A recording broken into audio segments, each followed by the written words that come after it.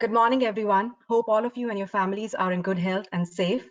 My name is Shivani, and I'm a tax partner at the firm. I also have Larry Gratzky here with me, who heads up our firm's non-business practice. Good morning. This is the third webinar which we are holding remotely on the CARES Act. My kids are on spring break. They are sleeping, so I'm hoping I can get another hour without any disturbances. But I do have a bird which is pecking on my window. I think it's really eager to know more about the CARES Act. So you may hear a small bang now and then in the background. The first two seminars which we held were on the PPP and the idle loans. Hopefully your applications are in by now, and if not, probably they are in process. So we thought we'll probably shift gears and go over some of the tax provisions of the CARES Act, such as deferral of payroll tax payments, some credits which you can get relating to your payroll, maybe some accelerated deductions, carryback of NOLs, all opportunities that would probably generate additional cash flow for your business in these uncertain times. Some housekeeping items before we get started. The slides and recording of this webinar will be emailed to you at the end, maybe within 24 hours. Hopefully we will have enough time to go over your questions. But if you're unable to get to your questions, your team at SACS will get back to you with a response. The information discussed in this webinar is general guidance only and should not be construed as legal advice.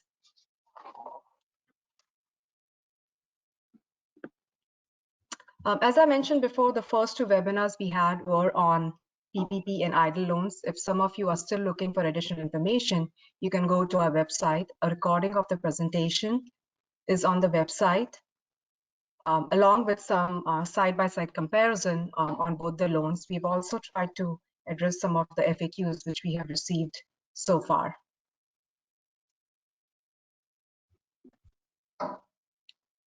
So today what we're going to cover is the tax return due dates, some of the individual tax provisions, as well as business tax provisions of the CARES Act. If we have time, we would also like to discuss some of the credits that are available under the Families First Coronavirus Response Act.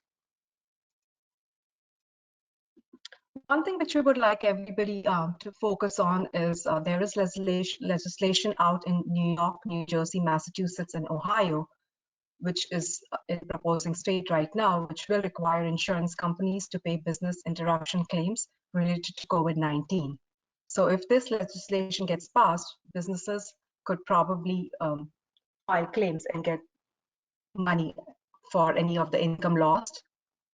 You will be required to calculate these losses sustained. So at this point, we are asking our clients to at least reach out to their insurance agents to see if they have proper insurance in place.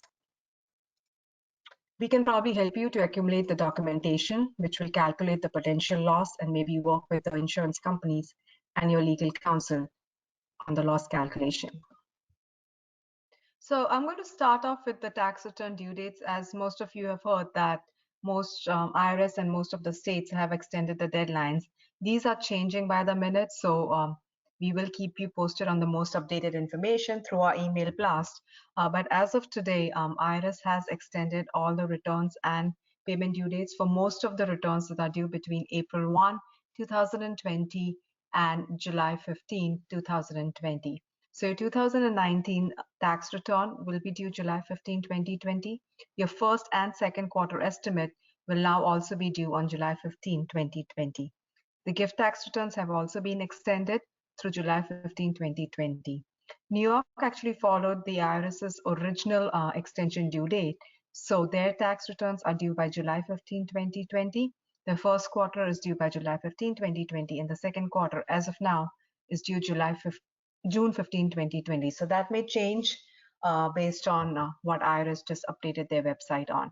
New Jersey, as of this morning, we still don't have additional guidance, and the tax returns are due on July 15, 2020. We have no guidance on when the estimates will be due or when all the other are due. So we'll get started with the individual provisions of the CARES Act, and one of the most talked about provision are the rebates. So how much can one get? If you're a single, about $1,200. For married filing joint, the amount is $2,400.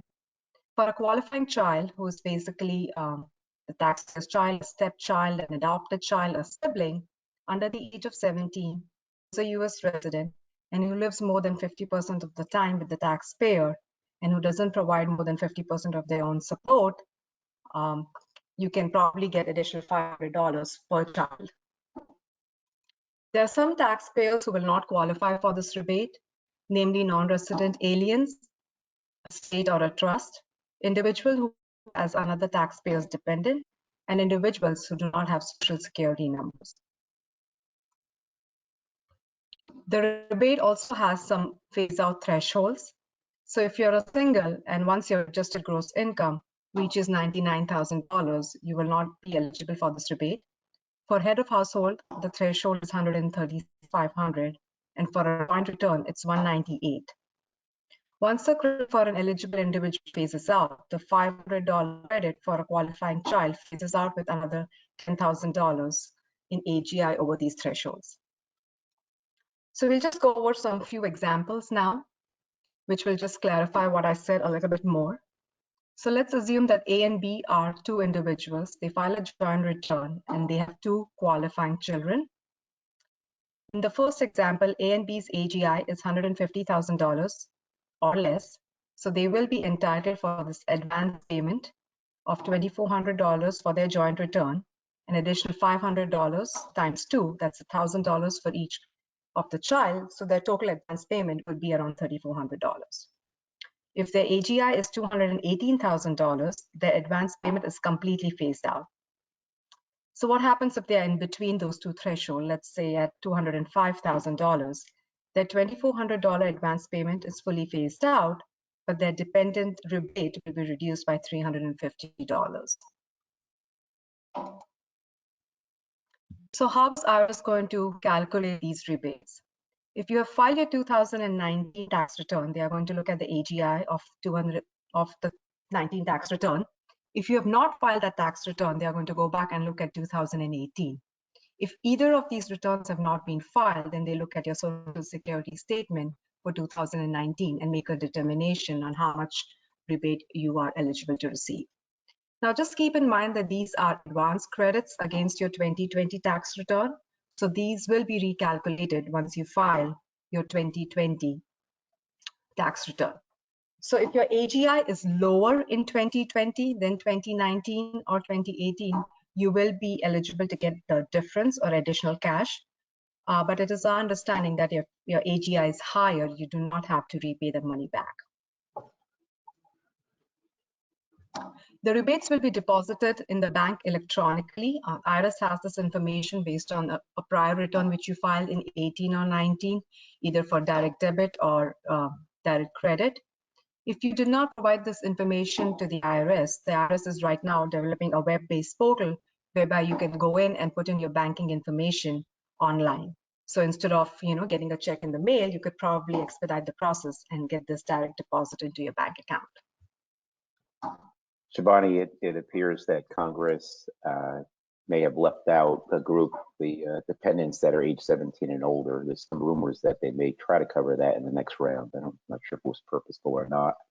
Also, everybody should keep in mind that these rebates are only available with AGIs below the thresholds. Again, generally for a joint return, 198,000, or in Shivani's example, 218,000 with two dependents. Thank you, Larry. Now just the next couple of slides go over some of the relief that has been provided to the retirement funds. The first one is with respect to the premature distribution.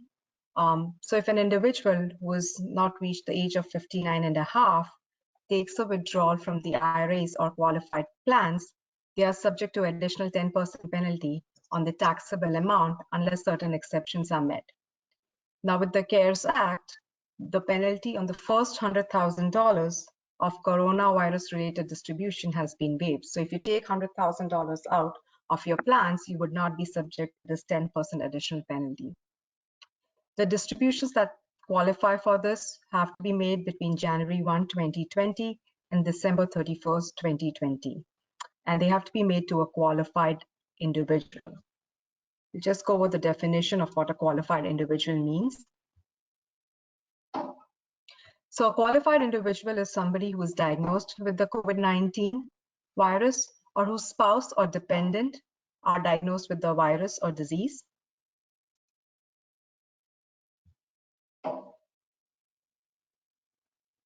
It also includes an individual who's experiencing some adverse financial consequences, such as being quarantined, being furloughed, being unable to work due to lack of childcare, or whose hours have reduced because of the business owned and operated by the individual is closed.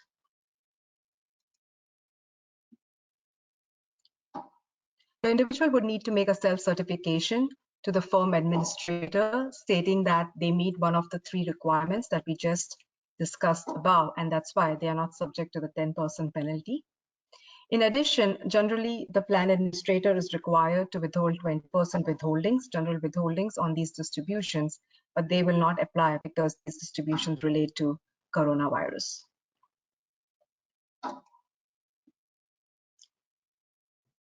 The taxpayer has the option whether to repay these distributions or not repay it. So if the taxpayer decides to repay the distribution, they have 3 years to repay these distributions that have been taken, and no tax would need to be paid. If they decide not to repay it, it will be treated as income ratably over the next 3 years of the distributions. The taxpayer has also been given the option to report everything in year 1. You would think, why would a taxpayer want to accelerate and report income? Maybe in year 1 you have losses that would offset this income, or maybe you anticipate year 2 or 3 you would be in higher tax bracket, so you may want to just report everything in year 1.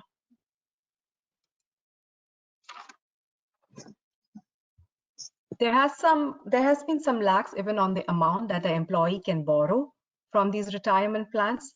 Under prior rules, the employee could borrow the lesser of 50% of their vested account balance or $50,000 from their employer-sponsored retirement plans. The Act now opens a 180-day window starting from the date of enactment, which is March 27, 2020. This limit is raised to the lesser of 100% of the present value. So let's say if you have $80,000 in that account, you can withdraw the entire $80,000. But if you have $150,000 in the account, you can withdraw $100,000 of that. So what happens if you already had an existing loan in place before the coronavirus came into place? What happens to that? So in that situation, you do not have to make any repayments between March 27th to December 31st, 2020. You will have additional 1 year to repay those prior loans.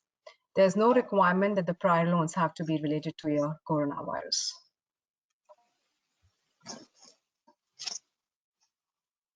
One of the last provisions which I'd like to cover under the retirement plans is that the requirement to take minimum distributions has been waived for 2020. I think with the markets being down so much and the account values probably have depleted, so IRS has given this relief saying that you do not have to take your required minimum distributions for 2020. In addition, on the death of an employee, generally the assets of the plan have to be distributed within 5 years. Under the CARES Act, this 5-year period will be calculated without taking year 2020 into account. So essentially, you would have around 6 years to make all the distributions from this plan. In essence, Congress put a stay on the year 2020 with respect to all required minimum distributions, including the 5-year requirement on death. It's also not clear with respect to the payback on a pullout from the plan within the 3 years. Let's say that a taxpayer decides to pull money out of the plan to use. The law right now says they can choose to pay it back within ratably over the next 3 years, but they can pay it back at any point, or they can pay it back at any point over the next 3 years, but need to pick it up in income ratably over the next 3 years. What if they decide to pick it up in year 3? How does that work with respect to years 1 and 2 on the reporting of income? And we're expecting that at some point we'll get further guidance on that. Yeah. Thanks, Larry. I'll go over some of the enhanced provisions for charitable deductions in the next couple of slides. So if you are a non-itemizing taxpayer, that means you're just claiming standard deduction on your 1040, you can now get an above-the-line deduction of up to $300 on your 2020 tax return. In addition, for itemizing taxpayers, if you're making qualified charitable contribution, you can deduct that contribution up to 100% of your AGI. The prior limits were 60% of your AGI generally. So now they have increased the limit from 60% to 100% of your AGI if you make qualified charitable contributions. So what does qualified charitable contributions mean? These contributions are contributions that are generally made in cash or must be made in cash, and they must be made to public charities. That means donor advisor funds or private foundations will not qualify as qualified charitable contributions. Some changes also apply to businesses. So if you're making a contribution of food inventory, the limit was 10% of your taxable income. Sorry, 15% of your taxable income. So you could deduct up to 15% of your taxable income for this deduction. That limit has also gone up to 25%. In addition, if the corporation or a C corporation is making qualified contributions, you could also make them up to 25% of your 2020 taxable income. The key takeaway here is that your non-qualified contributions come first and may reduce the limitation. So for example, if your AGI is 100,000, you're making a non-qualified contribution of $40,000, that's going to bring your AGI down to $60,000. Now, if you decide to make a qualified contribution in cash to a public charity of $100,000, you will only be able to deduct $60,000 because that's what's left in your AGI, and the remaining $40,000 will be carried over up to next 5 years. So you can probably take a deduction in future years. So you just need to keep in mind that your non-qualified contributions will come first, will reduce your AGI first, and then your qualified contributions will come into picture. One of the last provisions on the individual side is with respect to student loans. So if an employer is making payments to the employee or directly to the educational institution, almost $5,250 of those loan payments could be excluded from the employee's income. The loans must be made to employees, not their spouse or dependents. And then the flip side of that is because the employee is not picking it up as income, they will not get a interest expense deduction on student loans on their 1040. So we're going to start off with some of the business provisions right now. I'm going to go over some of the credits, and these credits can get confusing between, what qualifies, what doesn't qualify, what happens if you applied for the PPP loan, do you still qualify for these credits? What are the time periods? Are there any limits on these based on the employee count? So once I go through all of this provisions, at the very end of the presentation, we have a slide that summarizes all these credits and probably gives some clarity on when you can apply for these credits or not apply for these credits. So the first one which we are going to start off with is the employee retention credit. So an employer is allowed up to 50% as a payroll tax credit of qualified wages they pay each quarter. So this credit can be claimed quarterly on your 941s. The maximum amount of wages are $10,000 including benefits per employee. So in essence, you can get almost $5,000 of credit per employee. This credit is for wages that are paid between March 13, 2020 and December 31st, 2020.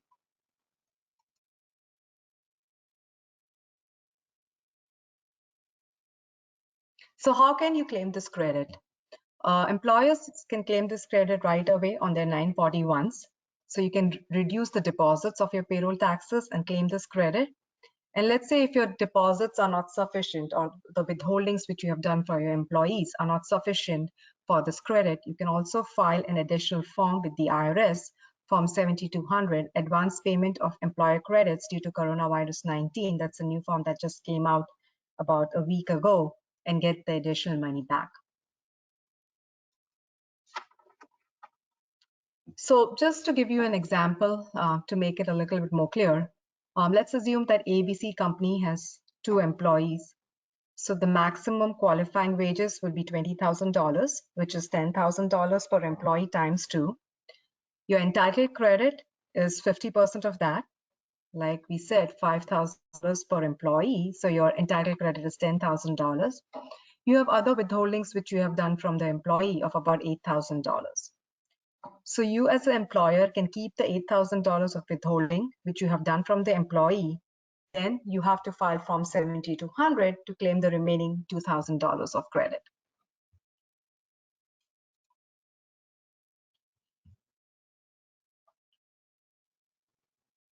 So who is the eligible employer to claim this credit? The key criteria is that you should be carrying on trade or business during the calendar year 2020.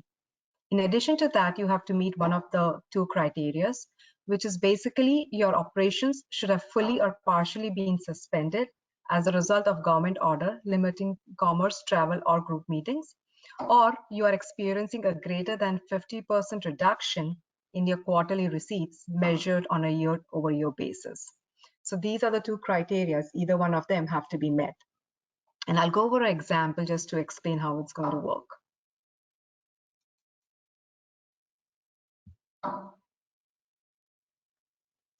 So once your gross receipts go over 80% in a comparable quarter to a comparable quarter in 2019, you will no longer qualify for these credits at the end of the quarter of 2020. The requirement which I just mentioned about the gross receipts going less than 50% does not apply to non-for-profit organizations. So let's just go over an example to see if it's going to work. In 2019, in quarter 1, the taxpayer had receipts of $210,000. In quarter 2, they had receipts of $230,000. In quarter 3, they had receipts of $250,000.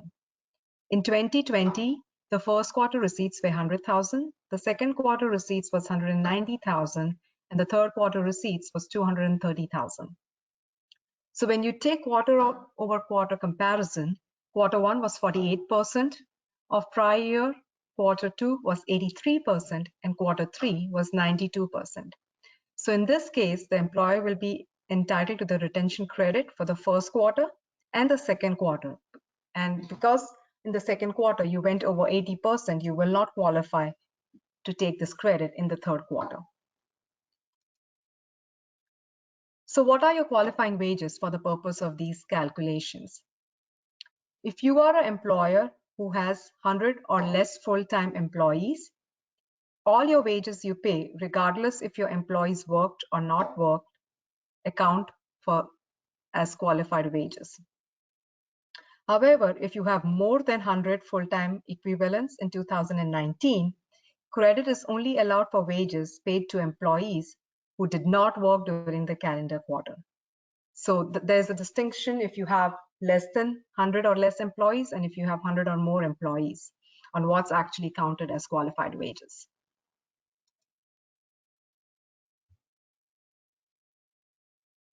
Some of the key elements that needed to be pointed out with respect to employee retention credit is that this credit is not available if you have received loan money under the Paycheck Protection Program. So that's a very key distinguishing factor here, that if you have applied for the loan and you are getting the money, you will not be eligible for this credit. In addition, if you have an employee for which you're claiming work opportunity credit, you cannot double up and then take the employee retention credit for that employee as well.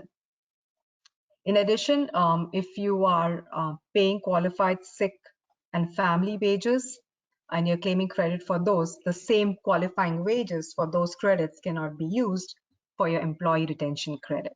So there are quite a few nuances between, the interplay between the loan and the credits, and you probably have to do some calculations to make sure that where you're going to get the most money.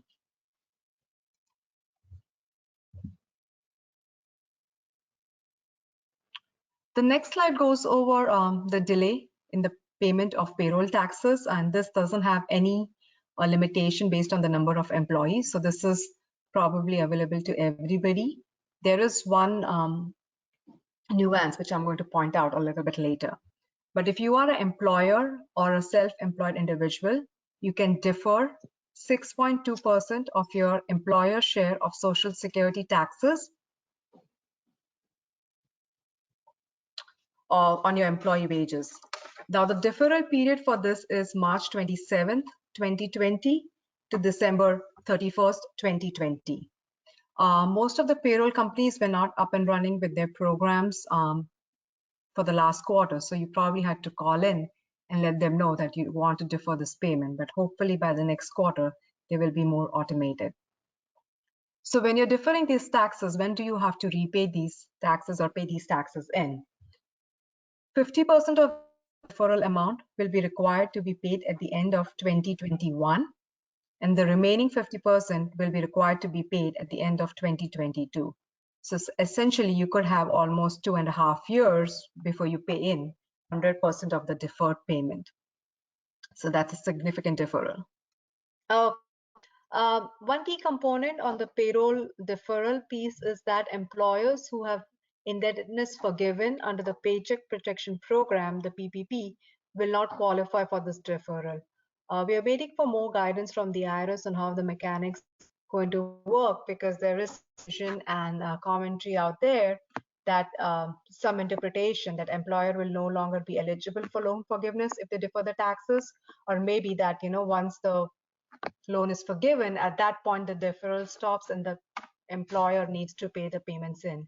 So we don't know how the mechanics of this is going to work, so we probably are waiting for more guidance from the IRS on this topic, and then we can advise you whether to defer your taxes or no if you are in the PPP program.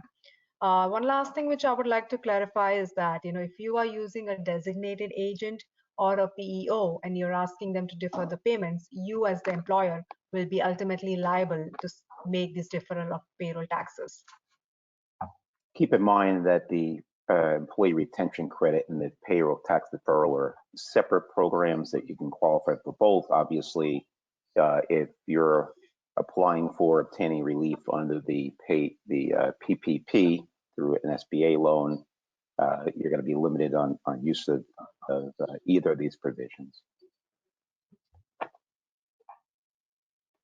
The next few provisions which I'm going to go over are basically, you know, some of the provisions that came into place with Tax Cuts and Jobs Act, as we call it TCJA, and they actually have been deferred under the CARES Act.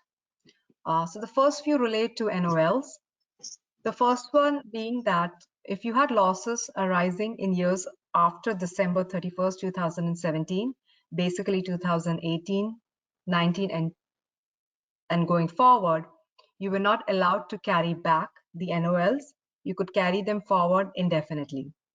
With the CARES Act, they have opened up 3 years, basically 2018, 19, and 20, where you can carry back losses from these years to 5 years before. So if you have a loss in 2018, you can now technically carry it back to the year 2013. You can open up the statute for 2013 and actually carry back your loss to that year. Now, keep in mind that, you know, our tax rates went down in 2018, and the tax rates were much higher. So for an individual, it was 39.6, and right now we are at 37%. And for a corporation, the tax rate back in those years was around 35%, and right now we are at 21. So if you are carrying back losses from these years to prior years, you probably will get a bigger refund back. Again, the losses from these periods can be carried forward indefinitely.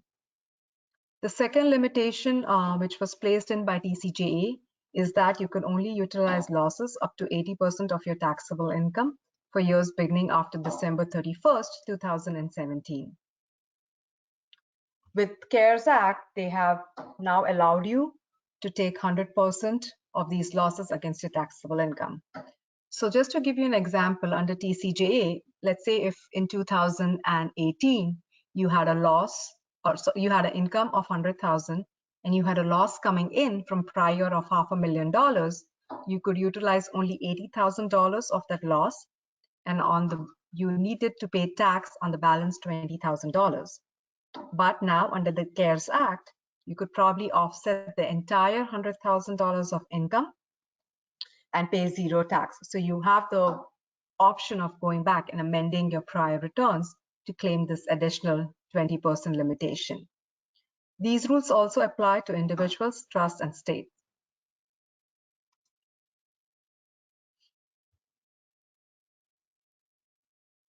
Key pointers here is that in the previous slides, when I mentioned 5 years, those are 5 tax years and not calendar years.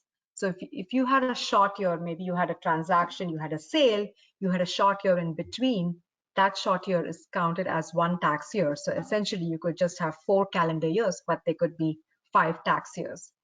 And just to reiterate, I already made this point that the tax rates were higher in years prior to 2018, so you may probably get more money back. Yeah, One of the last.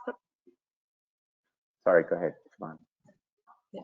One of the last provisions on the loss side is with respect to taxpayers other than corporations, there was a limit placed on excess business loss.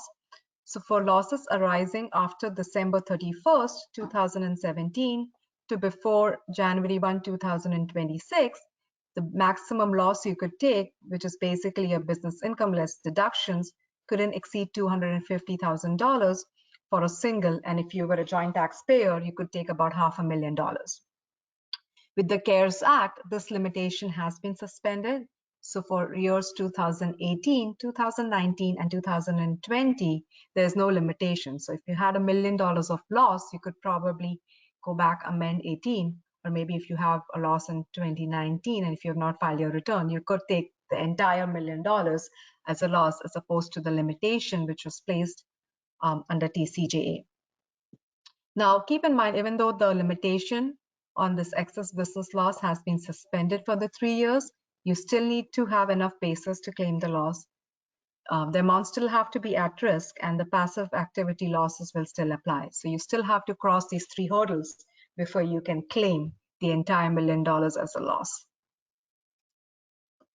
Just as a comment with respect to the NOL carrybacks, you need to pay attention to any ownership changes. So if there was an M&A transaction, a change in ownership that happened in the last 5 years, your 19 return, you're carrying an NOL back to 2014. If there are changes in ownership, you need to look to how that's going to affect who's entitled to the refund. Quite often, that will be dictated in any sort of M&A agreement that was negotiated during the change of ownership. Also, to note, most states don't follow the federal NOL rules. So in consideration, when looking back to carry to an earlier year or 5 years back, you do need to look at the state ramifications. Thank you, Larry.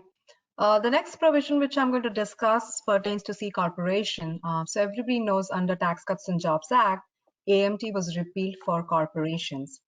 And if the corporation had any AMT credits left, they could utilize up to 50% of those credits between the years 2018 to 2021. If there were any balance credits, 100% of that credit would be refundable in year 2022. So what has changed under the CARES Act? Now the AMT credits can be accelerated. The taxpayer can actually claim AMT credits. First, that's going to reduce your regular tax liability, and then the remaining 100% of the credit is refundable in year 2019. The taxpayer also has the option to make an election to go back to 2018 and claim this credit for year 2018. So you have to file in a carryback claim for the AMT credits, and the applications have to be made in by December 31st, 2020.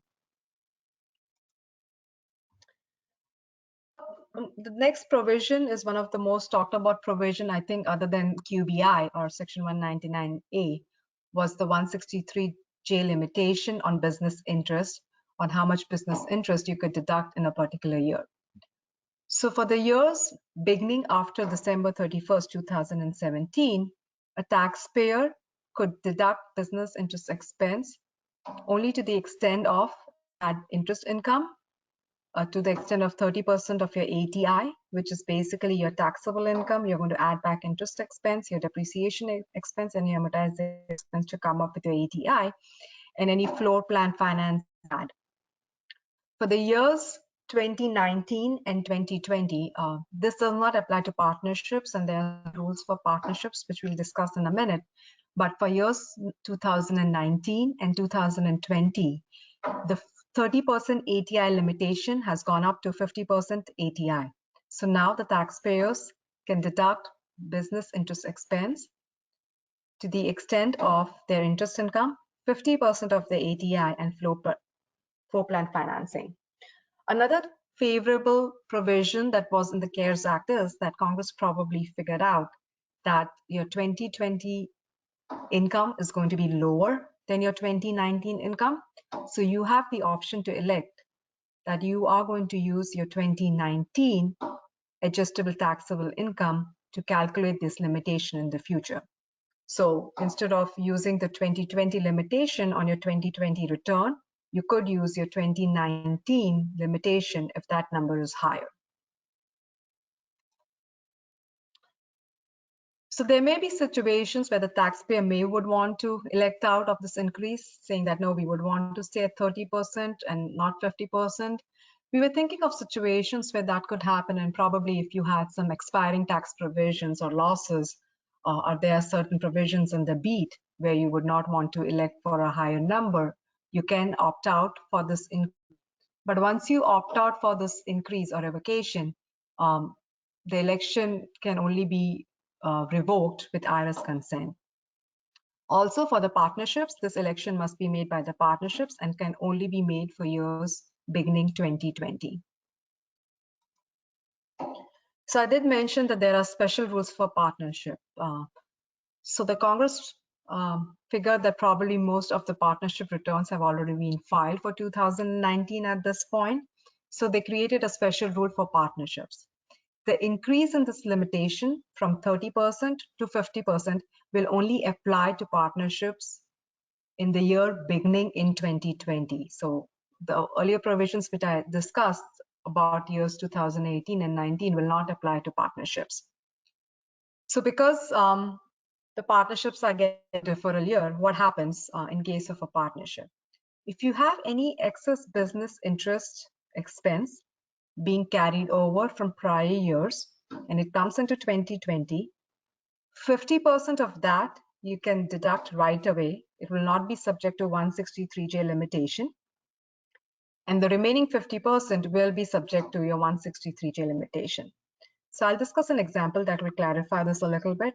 But just to reiterate that if you have any carryovers coming into 2020, first 50% of that business interest expense can be deducted right away in 2020, and the remaining 50% will be subject to 163J limitation. That means the partner has to wait for excess taxable income or excess interest income to be allocated to them from that partnership. So let's take an example that will just clarify how this increased limitation works. Assuming a taxpayer has taxable income of $100,000, their interest expense is $100,000, and the depreciation for that year is $50,000. So first we need to calculate what the taxpayer's adjusted taxable income is. You start with taxable income of $100,000, both under the TCJA and CARES Act. Your interest expense is $100,000. Your depreciation is $50,000. So you come up with adjustable taxable income of $250,000. So the 163J limitation, which was 30% under TCJA, you would be able to deduct only $75,000 of your interest expense. The balance $25,000 of the interest expense is disallowed, and your interest expense would be $75,000 for that year. Under the CARES Act, since the limitation has gone up to 50%, the taxpayer can deduct up to $125,000 of interest expense. Because the taxpayer only has $100,000 of interest expense, 100% of that expense is deductible. So what happened in the prior example if we were a partnership? So you cannot go back and change your 2019 return. We had $25,000 of carryover coming into 2020. So Remember, I said that you could deduct 50% right away. The partner would be able to deduct the first 12,500 in 2020, and only the balance 12,500 will be carried over and will be subject to 163J limitation. So what are the key takeaways on this? You may need to go back and amend your prior return, obviously, if it's not a partnership.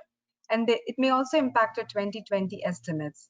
That means that if you think that you will be able to deduct more excess business expense, which is coming into 2020, that will reduce your 2020 income. So you may need to revisit on how much you're going to pay in as your 2020 estimates. The next provision is a much awaited provision of TCJA. When they made all the changes to the tax code under TCJA, there was an error in the code whereby qualified improvement property that was placed in service after December 31st, 2017 was considered as a 39-year property and was not eligible for bonus depreciation. So to be eligible for bonus depreciation, your property has to be of a life 20 years or less. Because qualified improvement property year was a 39-year property, you could not take bonus depreciation on it. That changed with the CARES Act. So now, if your assets are placed into service after December 31st, 2017, they have changed the definition of qualified improvement property. It is now a 15-year property, and because that's less than 20 years, you now qualify for bonus depreciation on these properties that were placed into service. So what is a qualified improvement property? Qualified improvement property includes any improvement made by the taxpayer is a key word here, to a building's interior. The building needs to be non-residential real property, and the improvements were done after the building was placed in service itself. There are certain attributes or certain changes if you make to the building, they do not qualify as qualified improvement property. Namely, if you have enlargement to the building, there are any elevators or escalators or changes to them, or there are changes to any internal structure or framework of the building.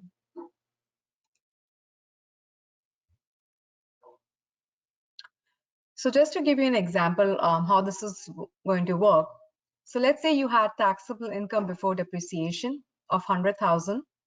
You placed qualified improvement property in service as of January 1, 2019 of 300,000. So under TCJA, your taxable income was 100,000. You took depreciation over 39 years of around $7,600. Obviously, this was not subject to bonus depreciation, so your taxable income would have been around 92,000. Let's take a step forward and go what happens under CARES Act. The 2019 taxable income before depreciation was 100,000. Now, because it's a 15-year property, you can claim bonus depreciation on it. So you would deduct the entire $300,000 in year 2019, and that would now actually result in a loss of 200,000. So let's just put certain provisions together in place, how this would work. We just discussed the NOL provisions a few slides back and what happens if you carry back. So this was year 2019. I now have an option to carry back this loss to year 2014 because of the 5-year opening up. So my taxable income in year 2014 originally was $500,000. I paid tax at 39.6% on it. So my tax due was $198,000. Now I can go back and amend my 2014 tax return. My original income was $500,000. I have a loss of $200,000 from my prior slide, which now I can carry back to year 2014. My taxable income now becomes $300,000. The tax rate on that is still 39.6. My tax due would now be around $118,000. So I could potentially get back refund of around $79,000 in this scenario. The key takeaways under QIP are that improvements must be done by the taxpayer. So you cannot purchase a building, do a cost seg study, break it out a 39-year property into a 15-year property and take bonus depreciation. So that cannot be done. You could probably go back and file amended returns for 2018, or probably file a Form 3115 and claim bonus depreciation for 18 and 19 in year 2019. We're still waiting for IRS guidance on how actually this will all work out. And again, if it creates a loss situation, it's a great opportunity to actually take these losses and carry back and get refunds and more cash flow.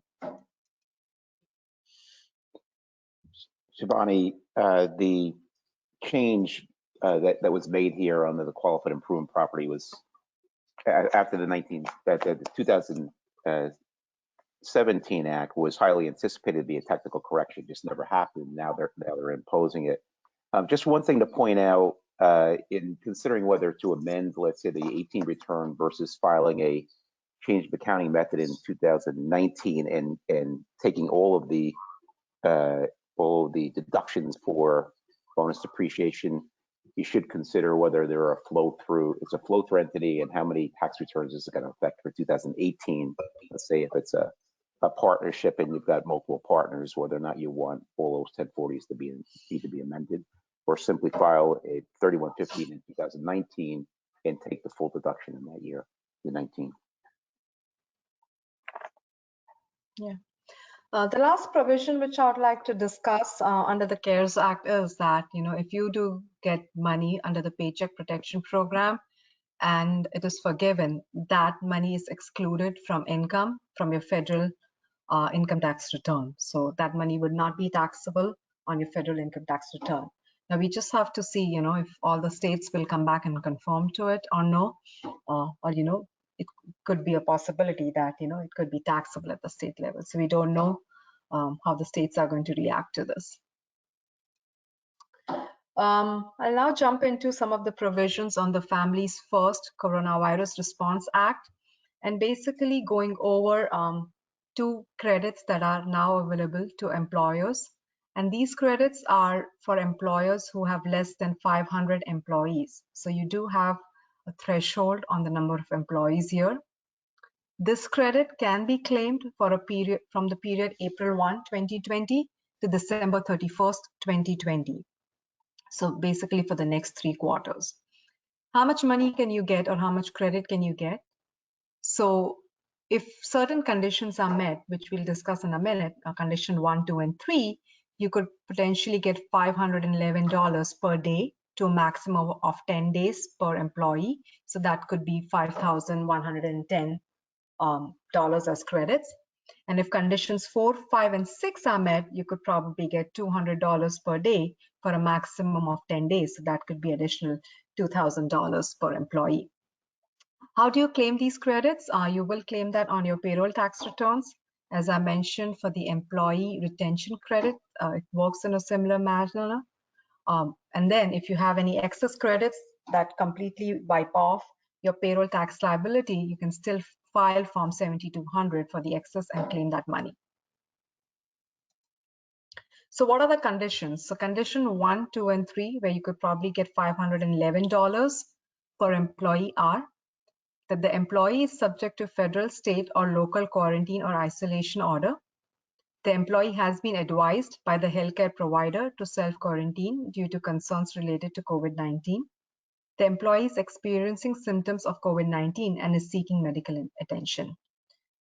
So the employee does need to certify that they are under any of these conditions for us to claim the credit. Conditions 4, 5, and 6 are basically where you can get up to $200 for 10 days per employee. The conditions here are the employee is caring for an individual who is subject to federal, state, or local quarantine or isolation, has been advised by a healthcare provider to self-quarantine due to concerns related to COVID-19. The employee is caring for his or her son if the child's school or place of care has been closed, or there could be any other criteria which the Secretary of Health and Human Services in consultants with the Treasury come up with.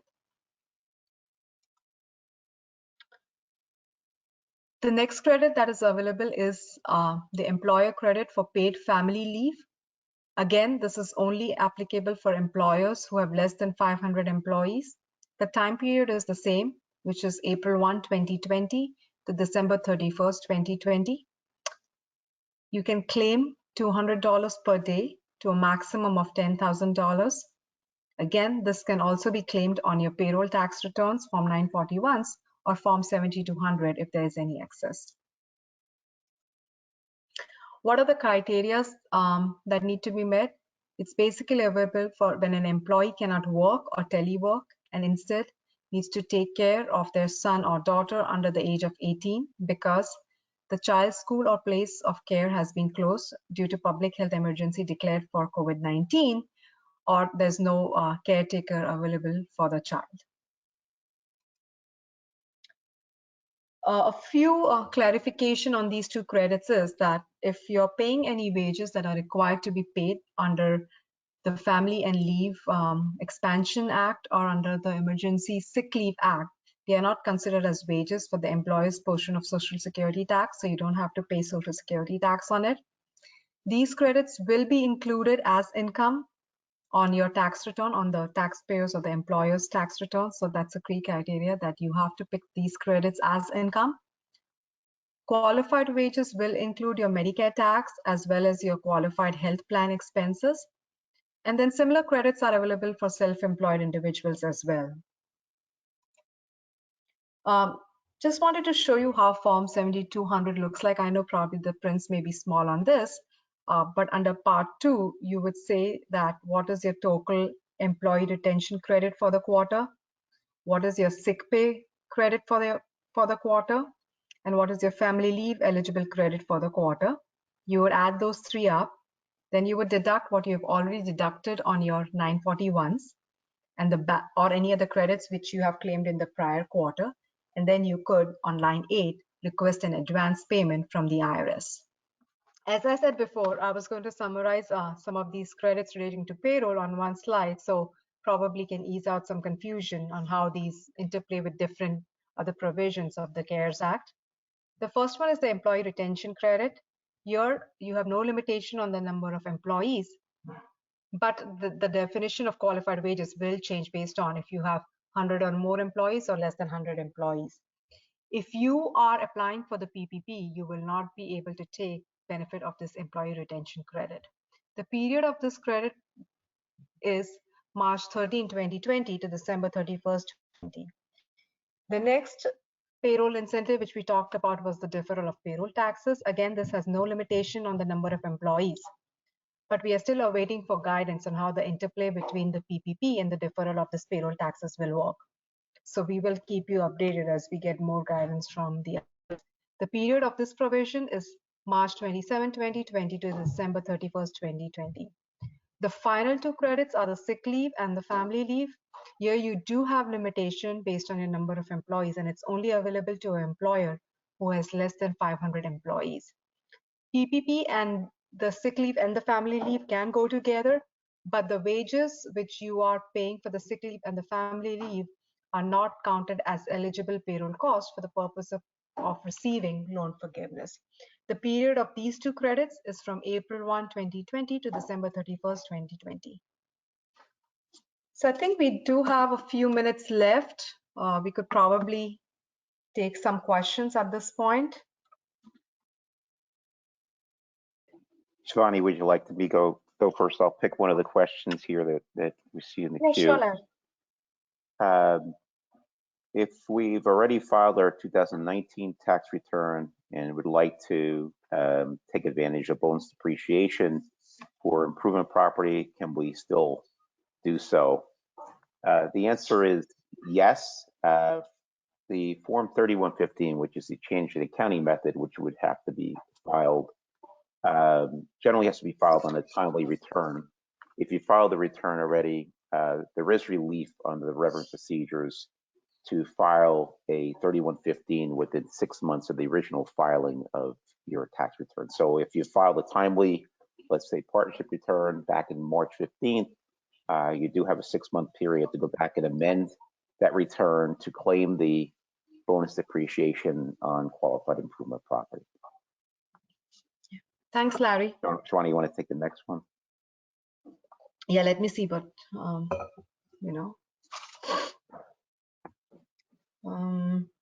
yeah, this one is an interesting one. What happens if someone has already taken out the required minimum distribution for 2020? I think if you're within the 60-day period, you can probably talk to your plan administrator to see if they will accept a recontribution, or you could probably roll it over into another qualified plan. If you're outside the 60-day period, I think we probably have to wait for the IRS guidance to come in. Historically, I know that during the 2009 financial crisis, IRS gave in more time to repay back any of the RMDs that were taken.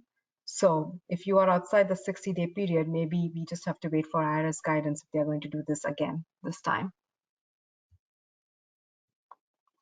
Okay. Another question here is, are all the states in compliance with the federal extension to July 15th of the filing and payment deadlines?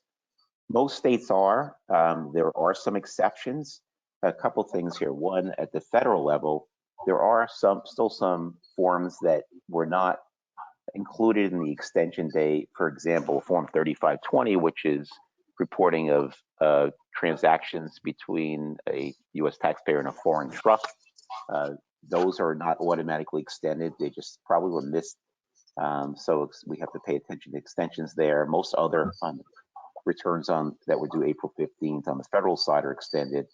On the state side, the same, except there are some states that extended the deadline, but don't allow for the payment to go without interest. So for example, North Carolina and I believe Virginia both say that yes, if you pay later on, you pay by July 15th, you will owe interest from April 15th. I think it's just part of their statutes. And New Jersey, as of this morning, has not formally signed the legislation to extend things, although they've clearly indicated that everything will be extended to July 15th. We're not sure what that means. Totally sure what that means. Does it mean the all returns? Does it mean the April 15th estimates? We believe so, but we're all anxiously awaiting the details of that. I think we probably need to wrap up now. We're getting close.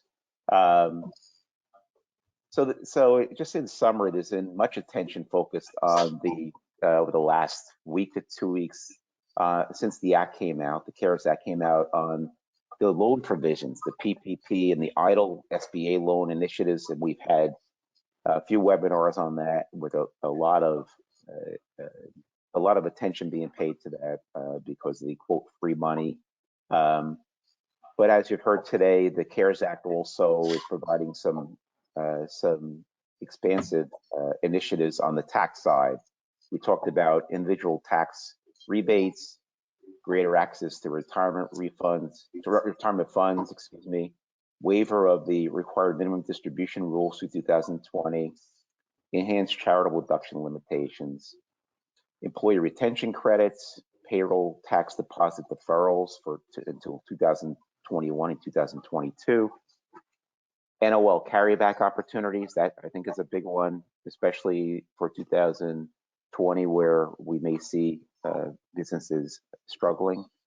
Deferral of the limitations on excess business losses that were imposed under the 2017 TCJA, acceleration of corporate AMT credit use, relaxed interest expense deduction limitations under the 163J, which is part of the 2017 Act, expanded bonus depreciation for qualified improvement property, and finally, employer credits for paid sick leave and paid family leave.